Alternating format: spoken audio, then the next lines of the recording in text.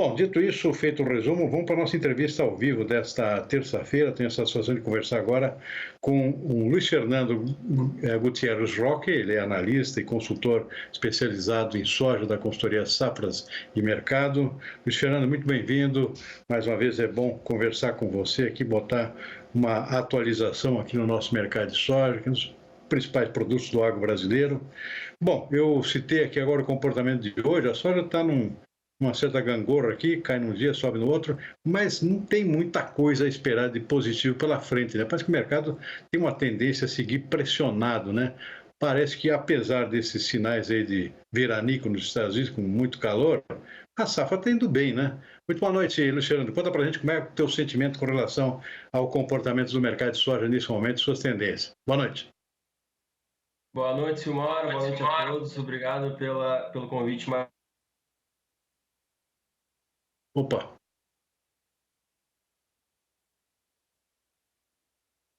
Opa, tivemos aí um corte do sinal aqui, o pessoal está restabelecido. Ah, voltou, ok. Luciano, posso prosseguir, desculpe. Tudo bem, Silmar? Boa noite a todos. Bom, Silmar, como tu colocou, né?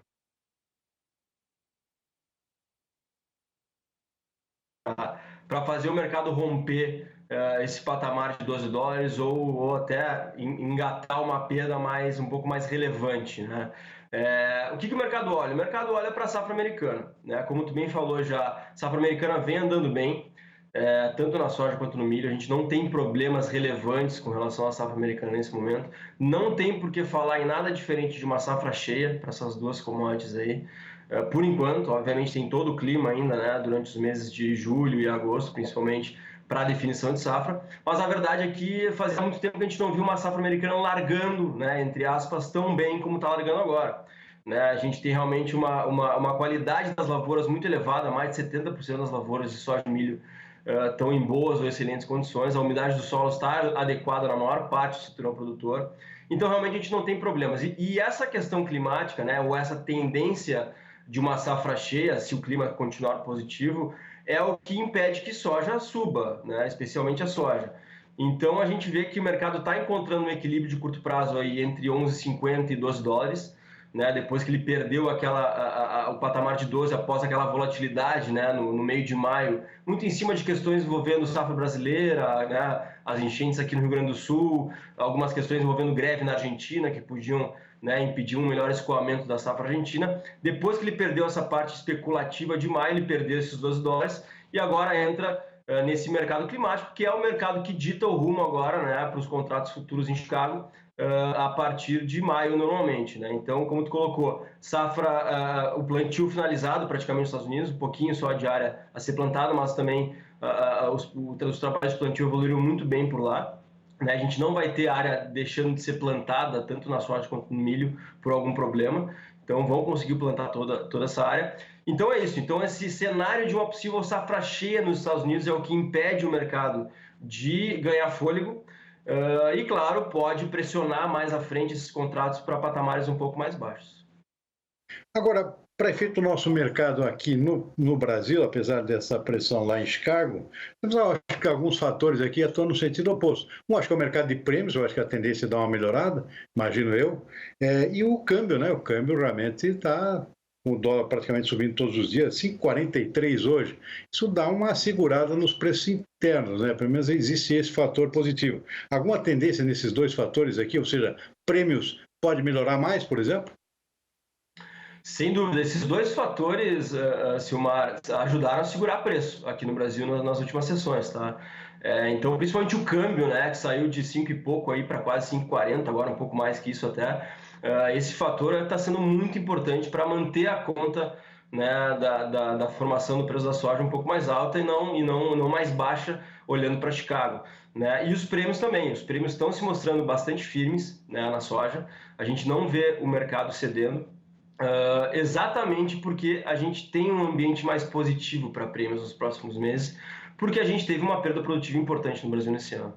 Né? A gente lembra todos os problemas que principalmente o Mato Grosso teve, né, nessa temporada, em decorrência do clima seco que atingiu o centro-norte do país a partir ali do último trimestre de 2023. isso trouxe perdas produtivas.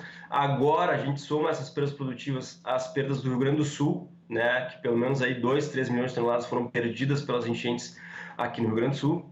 Então a oferta brasileira nessa temporada, a produção brasileira é menor. Então a gente deixou pelo menos umas 15 milhões de toneladas não colhidas nessa temporada. E naturalmente essa oferta menor vai nos levar, né, a estoques mais apertados nesse ano. E esses estoques mais apertados refletem em prêmios melhores. Então a briga pela soja restante no Brasil, né, no último semestre do ano tende a trazer prêmios melhores e isso tende a ajudar os preços brasileiros aí, mesmo com o Chicago um pouco mais fraco. Essa é uma boa observação, né? Menor produção, a disputa fica um pouco maior. Agora, a comercialização está andando, o produtor está vendendo a esse preço, está aceitando esse tipo de preço. Como é que anda a comercialização? Está atrasada, está adiantada em relação ao ano passado, por exemplo? O mês de maio foi muito bom para comercialização, né? Porque no mês de maio, como o Chicago subiu, né? Como eu falei, em cima de especulação, a gente teve momentos muito positivos para os preços brasileiros que se recuperaram bastante no mês de maio. E isso incentivou os produtores a voltarem com força à ponta vendedora. Então, grande parte dos produtores aproveitaram essas altas no mercado interno ao longo de maio e avançaram bastante na comercialização.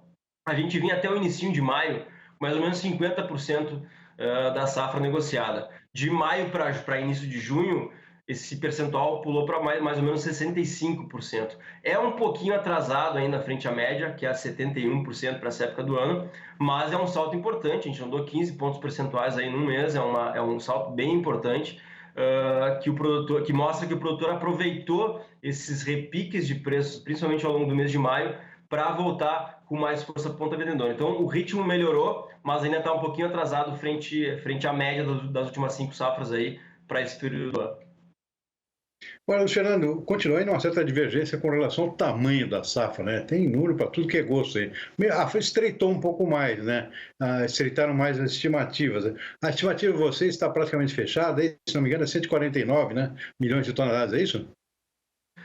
Nós reduzimos agora, Silmar, faz acho que uma semana, mais ou menos, a gente atualizou o nosso número porque a gente ainda estava naquela dúvida com relação ao tamanho do corte no Rio Grande do Sul, né? Não só nós, como todo o mercado, de alguma forma ainda tem dúvidas com relação a isso, mas a gente chegou num número aí, a gente cortou mais ou menos em 2,8 milhões da safra gaúcha, só que compensando parte dessas perdas, como a gente teve a finalização da colheita também ao longo do mês de maio, em praticamente todos os outros estados brasileiros, a gente percebeu que a segunda metade da colheita em vários estados, eu dou o exemplo também do Mato Grosso, revelou produtividades médias melhores do que a primeira metade. Então isso elevou um pouquinho a régua da produtividade em vários estados, né, do centro-norte brasileiro, de uma parte mais central do Brasil. E então o que a gente tirou do Rio Grande do Sul de 2,8 milhões não foi o que saiu da safra brasileira. Então a gente vinha com uma safra projetada em 151,4 e agora o nosso número é 149,7 milhões de toneladas, muito próximo de 150, que eu acho que é uma safra que está agora, uma estimativa que está refletindo uma realidade um pouco melhor dessa safra aí, que foi muito irregular, né, Silmar, como tu colocou. Nesse ano foi muito difícil de estimar o tamanho da safra brasileira, porque a gente teve primeiro esses problemas no centro-norte brasileiro, agora esse problema aqui no Rio Grande do Sul, então foi uma safra muito desafiadora aí para quem estima, mas eu acho que uma safra em torno de 150, eu acho que está refletindo a realidade aí dessa produção brasileira nessa temporada. Fernando, alguma sugestão, algum aconselhamento, alguma dica aqui para o nosso produtor com relação à comercialização? Ou seja, tem um detalhe que me chama a atenção aqui, que normalmente aí tem o chamado mercado de clima, né?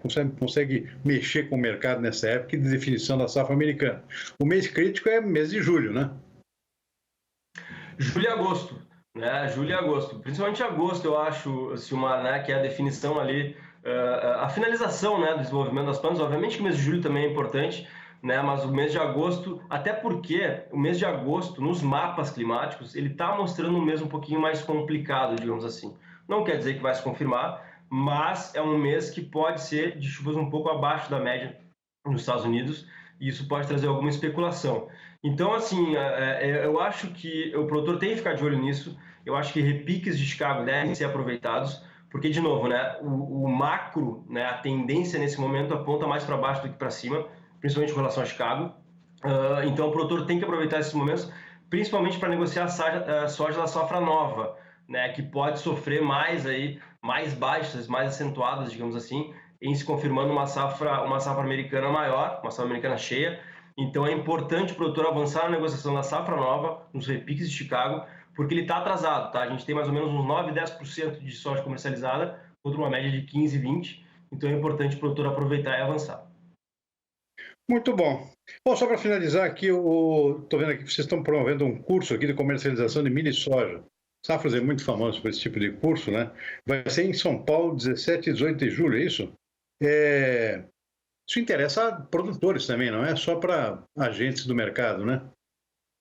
Sem dúvida, Silmar. Eu acho que é um curso bastante importante, aí, bem amplo, né? Que pega todas as camadas aí de comercialização, formação do preço, vendas no mercado futuro. Tudo que tem a ver com a formação do preço e o mercado da soja é coberta nesse curso. Então é um curso muito legal aí. Nos dias 17 e 18 de julho, como tu colocou, é um curso presencial em São Paulo. A gente tem vaga ainda disponível. E, inclusive, Silmar, a gente tem um cupom, né, para o pessoal que está vendo aí o nosso programa.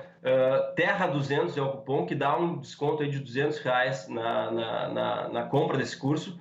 Então, eu acho que o produtor, principalmente, pode aproveitar aí, que vai ser um curso bastante legal. Muito bom. Dado o recado aqui, Luiz Fernando Gutierrez Roque, analista, consultor de mercado, especialista em soja da consultoria Safras de Mercado. Fernando, você fica sediado na sede em Porto Alegre, né? Da Safras de Mercado, é isso? Exatamente, Silmar, na sede em Porto Alegre, aqui no Rio Grande do Sul. Perfeito. Grande abraço, Luiz Fernando. Obrigado pela entrevista. Até uma próxima. Obrigado. Boa noite. Um abração, Silmar. Boa noite. Até a próxima.